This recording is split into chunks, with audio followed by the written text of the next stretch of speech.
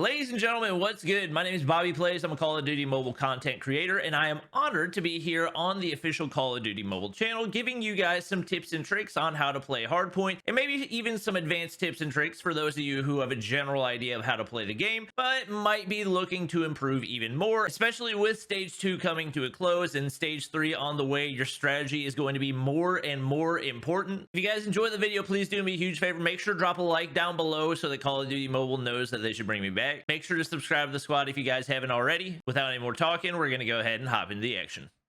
So for those of you who don't know me, I actually cast competitive Call of Duty Mobile on a regular basis. I've been doing so for the past year. So even though I myself am not the best player in the world, I have a lot of opportunities to analyze those top players and see the patterns in their gameplay, things that they capitalize on, and things that really make them the best in the game. Before we actually hop into the tips and tricks, I want to give clarification on some jargon that I'll use just to make it quicker in explaining. So when I say P1, P2, P3, P4, P5, what that's referring to is the first hardpoint, the second hardpoint, the third hardpoint. So for those of you who don't know, you can obviously look up the rotations of each of the different hardpoint maps, but I'm assuming if you're watching an advanced hardpoint tips and tricks video, you probably already know what those rotations are. When I refer to a money hill, I'm talking about a hardpoint that is really difficult to break, and because of that, it makes it really important for you to get an early setup. Also, hill is a synonym for hardpoint. Those are two that I'll just use interchangeably just because one syllable is easier than two.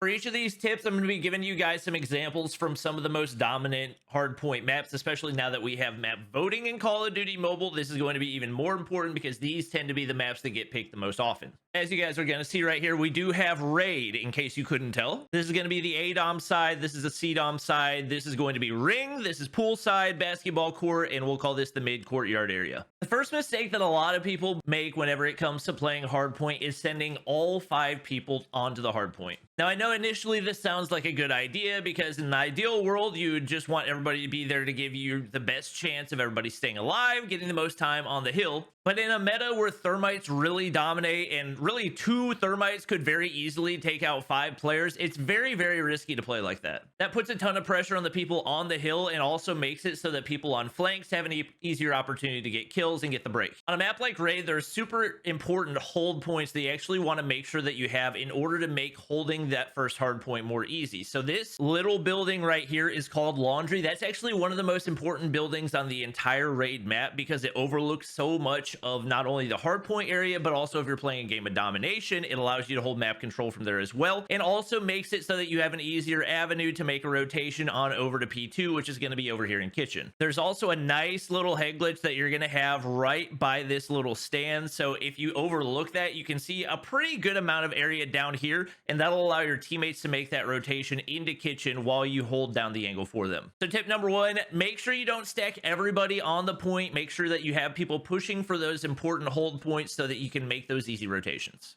Tip number 2 is know when to give up a hardpoint. In a really advanced game of hardpoint in Call of Duty Mobile, it really comes down to people doing in their head the profit loss calculation for whether or not it's worth it to continue investing time and utility into a hard point to try to get the break. Obviously, when it starts, you're at 59 seconds. You want to push hard. You want to try to get the break on the hard point. And really, anytime up until about 25 seconds left on the clock, 100% try to keep pushing unless you're about to go into a really important hard point, which we'll be talking about later. But if you die around that 25-second mark, that's when you want to start thinking about whether or not it's going to be worth it for you to keep pushing right there. So you got to take into account how many people are still on that hard point, whether or not you have any utility you can throw in there to make it easier for you to push in. But most importantly, you got to be aware of where your teammates are positioned. So they're all spawning out. You don't have anybody close to the hard point. You don't have multiple people that can push in at the same time. 99% of the time, it's not going to be worth it, especially once you start to get into that 20 to 15 second mark. You want to go ahead and start trying to set up for the next hard point, because if you're going up against a good team,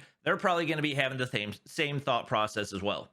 Tip number 3 is know where your money hills are. Now, one thing you got to understand is with the recent change in hardpoint spawns, there's not really as much of a money hill because there are such different spawns, the ability for people to spawn right next to the hill. You can find a great example of an important money hill on Summit Hardpoint whenever you're making the rotation of P3. So obviously the first hardpoint going to be inside this main building, then you're going to make the rotation out to that side catwalk. After that, you're going to make the rotation to P3, and this is where things get really interesting because it's so important for you to hold control of spawns. Now, With the recent change of spawns in Hardpoint, the only way to guarantee that you have control of spawns on Summit is if you have somebody completely in the back of the map, because if you don't, then there's a chance that even if you have players on the Hardpoint right here, the opposing team can still spawn back here. So you want to make sure you have one person anchoring right there. But if you're able to have that one person anchoring along with people set up on the Hardpoint and pushing out into that area as well, it actually enables you to have much closer spawns than the opposing team, who's going to be spawning all over the place inside this main building, and it's going to make it a lot easier for you to hold that Hardpoint. Another great example of a hardpoint money hill is on Crash, where you actually have a number of those. The first one's going to be on P2, aka 3-story. The reason this one's so important is because there's only 2 points of entry. You got this entryway right here and this one little doorway where you can really just throw a whole lot of utility and not have to worry a whole lot about people coming in that way. Because of that, you won't see quite as many people full sending for P1, because holding that second hardpoint is so important. Now, hardpoint 3 is going to be one where it's a little bit easier to contest, but both point 4 and point 5 are 2 of the toughest hardpoints to break in the game, because they're tucked back away in a corner with only 2 points of entry. And because of that, a lot of times, if you have people on high ground, it can be super easy to control those hardpoints. So a lot of times you'll see players giving up some easy time on P1, some easy time over here on P3, so that they can get those early setups on P2, P4, and P5 to give themselves the best chance at holding a hard point for the entire time and winning a game. The next thing you want to do when it comes to playing Hardpoint is understand how to maximize your utility. So when I'm talking about utility, I'm talking operators, score streaks, and also your lethals and tacticals that you're able to throw into a hardpoint. When it comes to operators, I highly recommend waiting until you're in need of a break on a hardpoint to pull those out, rather than just pulling it out as soon as you get it, especially if your team already has established map position. Even though, yes, you might be giving up some time where you could be charging up your operator, at the same time, you want to make sure that you're using those at super important points in the map, whether that's getting a break or making an early setup for the next hardpoint as well, to make sure you have as much advantage as possible in those super important scenarios. As far as score streaks, you want to do the same thing, but also understand which score streaks are going to be the most advantageous for Hardpoint. 2 super important score streaks I would definitely recommend running are going to be your Predator Missile and also your Cluster Strike, because those can be absolutely huge for clearing off an entire hardpoint or making it impossible for the opposing team to enter on one of those money hills. Obviously, map knowledge is going to be super important as well, so you can never go wrong with a UAV or an advanced UAV, but those 4 score streaks are going to give you a really good opportunity to make some big plays for your team. As far as your utility for tacticals and lethals, you want to make sure you have a little bit of variety throughout your team. So there's a lot of really efficient ones. Obviously, the lethal that majority of people are going to run right now is the Thermite. It's without a doubt the strongest lethal in the game, and because of that, you'll see a lot of people running it. But tacticals are one thing that get really overlooked. I would recommend probably a combination, especially for a hardpoint, of both concussion nades and trophy systems. So obviously you want the trophy systems to be able to stop the thermites that are constantly getting spammed at your hardpoint. But having a couple players running concussion nades can be really, really important as well, because it automatically stuns the opposing player for, I believe, up to 5 seconds, making it really easy for you to make a push on in and get some easy kills, especially on a hardpoint that's super contested toward the end of the game.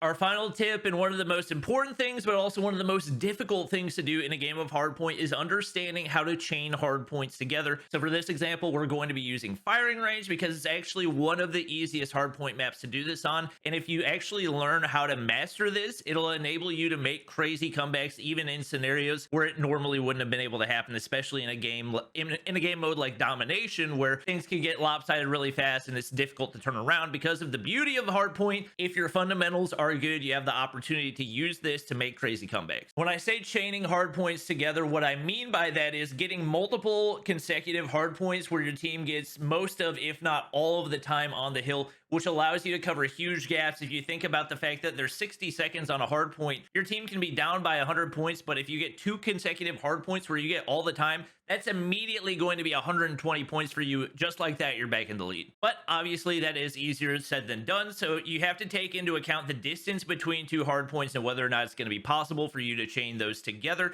Because of that, we're going to go back to that first tip of wanting to hold map control, not having everybody stacked onto the point. So if you look at P1 here on firing range, you're going to have obviously a lot of difficulty contesting this, just because there's also always going to be some sort of lethal on the way in. Very, very difficult to hold, but you can get a little bit of time, and there's not a far rotation to American building right here, which is going to be P2. So if you can chain those together, you can get some decent time. But really, P2 and P3 and P3 and P4, very, very close to each other. Only probably a 2-second run from one building to another. So the important thing that you're going to want to do is the hold points that you're going to be going for have to be in the middle of those rotations. So if you're trying to chain together P1 and P2, you want to make sure that you have 10 control so that not only you can hold down people coming from this opposite side, but you have an easy rotation over to American as well. If you're trying to chain together P2 and P3, what you want to do is make sure you have people set up on this backside, obviously looking out through those other angles as well, but setting up as close as possible for the rotation so that you can come through that doorway, and also having somebody over here on barrels trying to hold down some of these back angles so that nobody can make a bathroom side rotation into P3 from the opposing team. Because of that, it can also be super useful in Hardpoint to have people running transform shields, so you can set up a transform shield on this outside,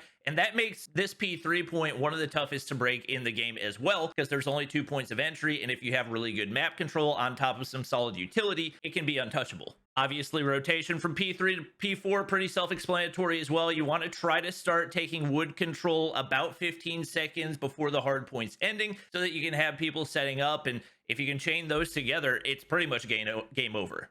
But that's going to be it for our advanced tips and tricks for Hardpoint in Call of Duty Mobile. If you guys have any other tips you'd like to drop in the comments down below, please feel free to do so. If this was helpful for you guys, do me a huge favor. Make sure to drop a like down below. Make sure to subscribe to the squad if you guys haven't already. I'll see you guys in the next one.